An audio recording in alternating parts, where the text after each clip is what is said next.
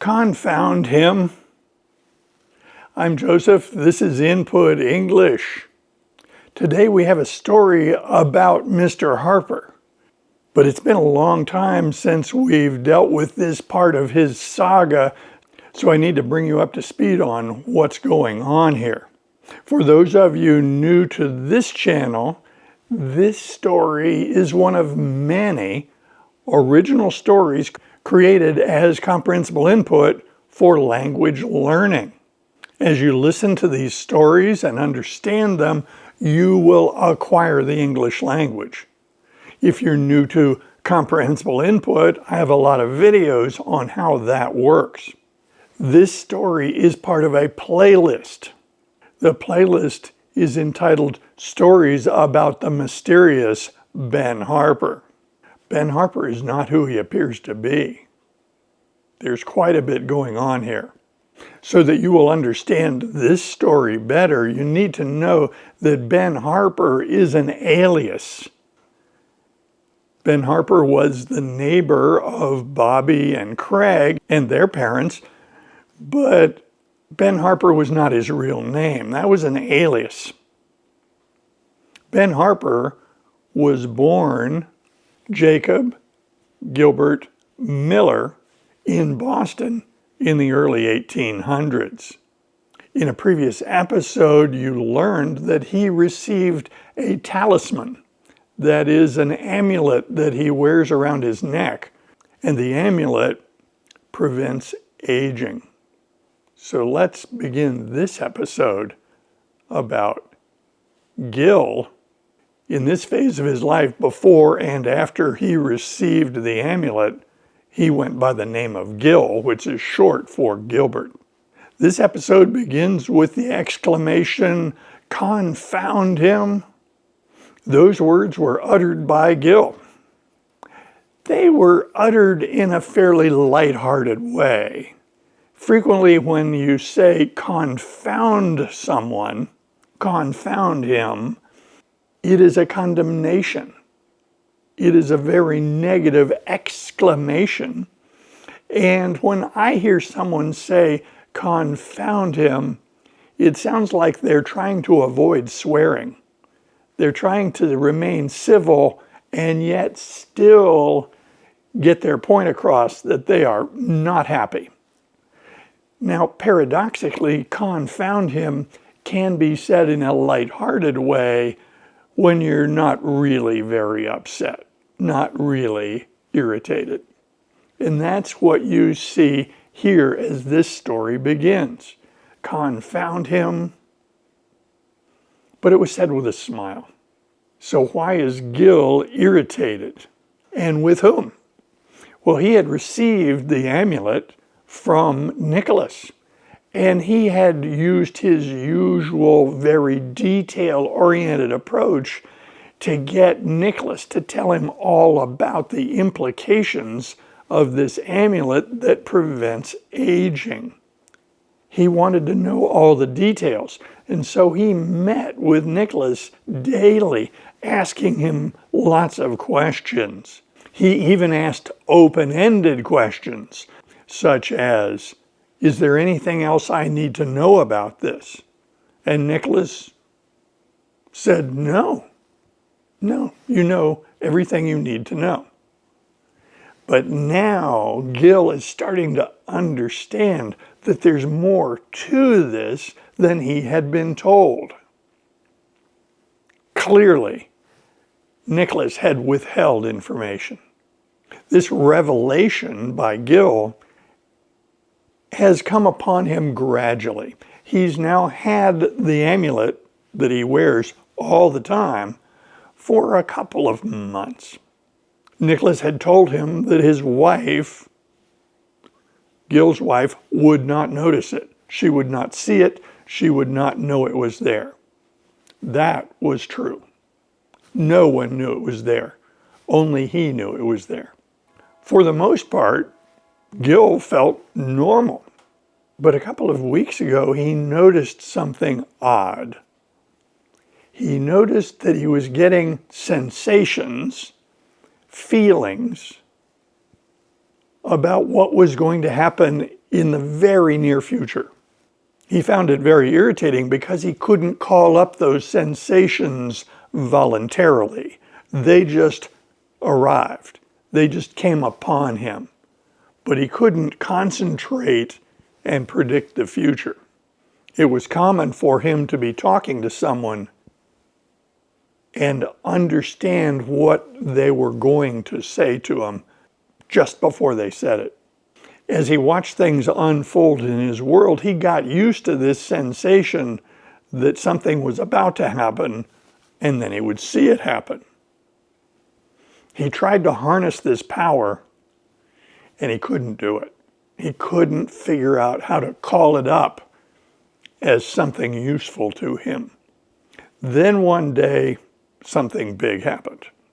He was walking in the street of Salem on his way to the store where he worked, the store he owns. It was a beautiful day, a light breeze, nothing out of the ordinary. Across the street, there was a young woman carrying a baby. They were walking in parallel, but on opposite sides of the street. He then got a funny sensation. His eye was drawn to a large tree, a large sycamore tree further down the street. And then back to the lady and back to the sycamore. His attention was captured by this sensation. He got a feeling that if she walked past that tree, she would be killed. With that very strong sensation, he felt compelled to do something. He quickly crossed the street and interposed himself between the lady and the tree. She was astonished at his move, so he pardoned himself. He said, "I'm very sorry to accost you like this, but this is important." She paused to listen to him because so far it seemed reasonable, but she was still a little surprised at his behavior. Now, this is where Gil had to think fast. They are living in Salem, Massachusetts, in the mid-1800s. Salem, Massachusetts has a history of executing witches in the past. So having grown up in Salem, Gil didn't really want to act as if he had some sort of supernatural power. He did not want to call attention to himself. Such behavior ran contrary to his upbringing. So he had to think fast. What he said was, "I heard a crack sound in that tree. It sounds like one of the big branches is going to fall. I heard it clearly." The lady now objected. She said, "I didn't hear anything." And she looked around him at the tree and said, "The tree looks fine. I think you're imagining things." He said, "No, really, I heard a crack sound. I think there's real danger. It would be better if you would cross the street and walk further away from that tree." The lady said only one word, "Nonsense," and pushed past him. It was at that moment a gigantic limb fell from the tree and crashed to the street. Had she been in that location, she would have certainly been killed, and her baby probably would have been killed as well. With this event, Gil was not actually surprised because he had that premonition. He had that feeling that it was going to happen. The lady was completely astonished. Gil realized that he was not successful in convincing her of the coming danger, but he was very successful in slowing her progress so that when the tree shed its giant limb, she was not there in that location to be injured. At this point, she thanked him. She said, "That's amazing. I can't believe you just saved my life." I should have believed you. I just didn't hear the crack sound you talked about. But the limb fell and you were absolutely correct. Thank you. Gil continued on his way to the store, marveling at this gift of premonition, but irritated that Nicholas had not told him about this, and that so far he has not been able to harness it. The second thing that Nicholas didn't tell Gil about came to light on this day of this episode. In the morning before work, Gil was reading, and he dropped his bookmark. He had a small card that he used as a bookmark, and he had placed it on the table next to his chair. But he was not paying attention to how he placed it, so as he put it on the table, it actually slipped to the floor. It fell like a leaf to the floor. Sensing that that occurred, he looked down at it and reached his arm as if to pick it up. He knew it was probably too far away, but nonetheless, he reached for it on the floor.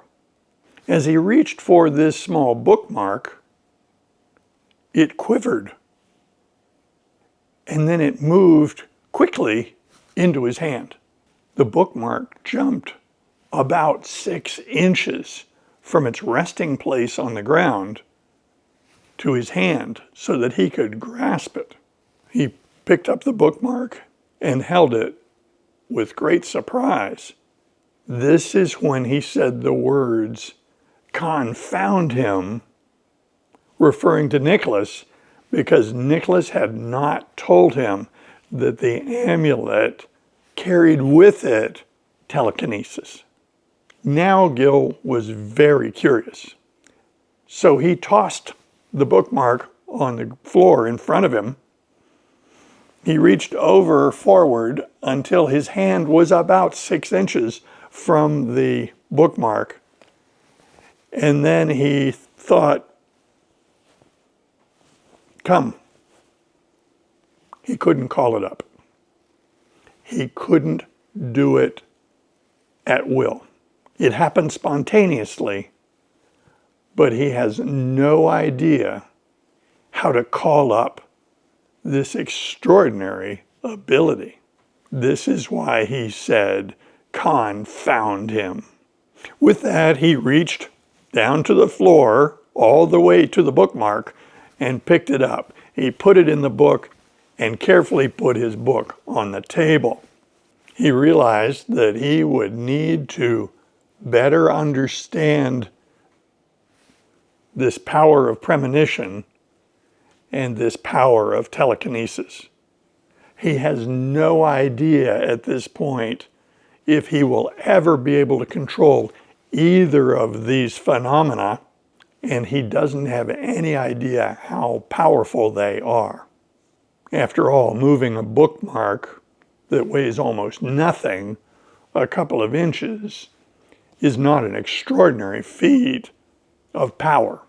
He was wondering if he could move a brick, or a horse, or a heavily loaded wagon. How much power is in this ability? And then he shrugged and smiled, realizing that since he cannot control it, it really doesn't matter how powerful it is. And then he thought, oh goodness, if I can't control it, what if I deploy it by accident? What if I harm someone by moving something very heavy and I don't know how to control it? That instantaneous fear quickly evaporated. He realized that that was just a manufactured fear and that it had no merit. There was no use in him worrying about that. In future videos, we'll learn how this unfolds for Gil, and we'll find out if he discovers any other unusual powers that come with this amulet. If you like videos like this, be sure to click on this one next. See you soon.